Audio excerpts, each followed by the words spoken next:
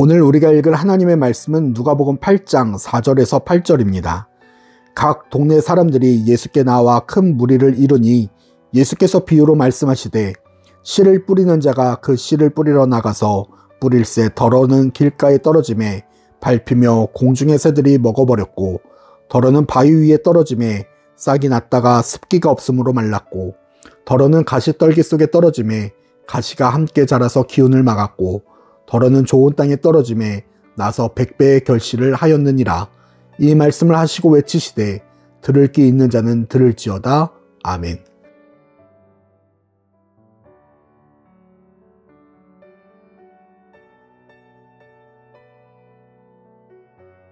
하나님의 역사를 바라보는 우리가 누가복음 8장을 통하여 살펴볼 주제는 나의 믿음의 밭입니다. 예수님께서는 4가지 마음밭에 대한 비유를 설명하십니다. 결국은 똑같은 씨앗이 뿌려진다 해도 마음의 밭이 어떠한가에 따라 결과가 달라지게 됩니다.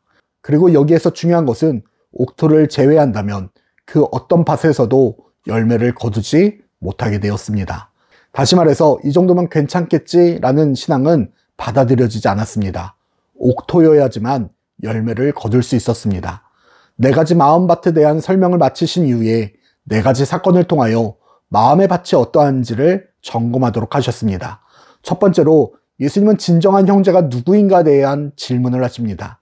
예수님의 형제는 혈연, 지연, 학연으로 맺어지는 관계가 아닙니다. 말씀이 뿌려지고 그 말씀이 자라나 열매를 맺는 자가 예수님의 가족이 됩니다. 내가 예수님의 가족이 되기 위해서는 내 마음이 옥토와 같이 열매를 맺어야 합니다. 즉, 말씀을 준행하는 것, 말씀대로 살아가는 것이 옥토와 같은 마음입니다. 두 번째로 풍랑을 잠잠하게 만드셨습니다. 예수님이 함께 계실 때 광풍이 불어 그들이 두려움에 빠졌습니다. 예수님이 함께 계신다면, 동행하신다면 그 어떤 상황과 환경 속에서도 염려하고 근심하고 두려워할 이유가 없습니다. 그게 믿음입니다. 하지만 예수님은 그들의 믿음 없음을 책망하십니다. 옥토와 같은 마음은 그 어떤 상황과 환경 속에서도 믿음의 열매를 자라나게 하고 거둡니다.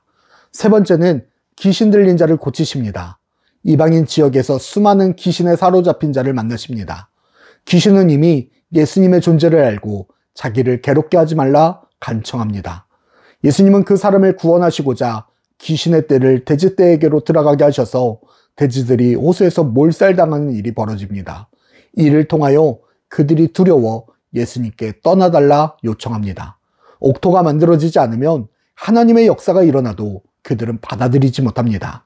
자신의 눈앞에서 귀신이 나가고 떡 5덩어리와 물고기 2마리로 5,000명이 먹고 12광주리가 남아도 문둥병자가 고쳐지고 앉은 자가 일어나며 보지 못했던 자가 앞을 보더라도 죽은 자가 살아나도 열매를 맺지 못합니다.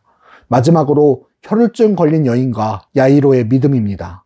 이 둘의 특징은 앞에서 예수님의 가족과 광풍을 만난 제자들과 거라사 사람들과 달리 믿을 수 없는 상황에서 그들의 마음이 옥토이기에 열매를 거두었다는 것에 있습니다. 예수님은 옷자락만 만져도 병이 고쳐진다고 믿은 여인과 이미 죽은 딸을 확인하고도 믿으면 구원을 얻을 것이라는 말씀을 믿었던 야이로, 이 둘의 마음밭이 옥토였기에 씨가 뿌려지니 자라나 열매를 맺게 됩니다. 똑같이 방해하는 세력들, 마음들, 상황이 있었습니다. 사람들에게 가로막혔고 이미 죽음을 목격한 사실이 있었습니다. 그럼에도 마음이 옥토였기에 그들은 말씀을 받아들입니다. 그 마음에 뿌려진 말씀은 모든 박해와 시련과 두려움을 이기고 자라납니다. 그리고 마침내 병이 고쳐지고 죽은 딸이 살아나는 열매를 거두게 됩니다.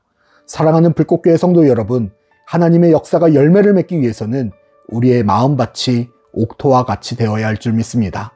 우리의 마음이 준비되었을 때, 우리의 마음이 씨앗을 받아들일 밭가리가 완성되었을 때 뿌려진 씨앗을 통하여, 말씀을 통하여 믿음이 자라나고 그 믿음은 반드시 열매를 거두게 될 줄 믿습니다. 상황과 환경, 시선에 몰두되어 뿌려진 씨앗을 의심하는 것이 아니라 내 마음밭에 뿌려진 씨앗이 온전함을 믿음으로, 완전함을 믿음으로 그 어떤 시련과 어둠 속에서도 믿음으로 기다리며 마침내 열매를 거두어 칭찬받는 우리의 신앙이 되기를 축복합니다.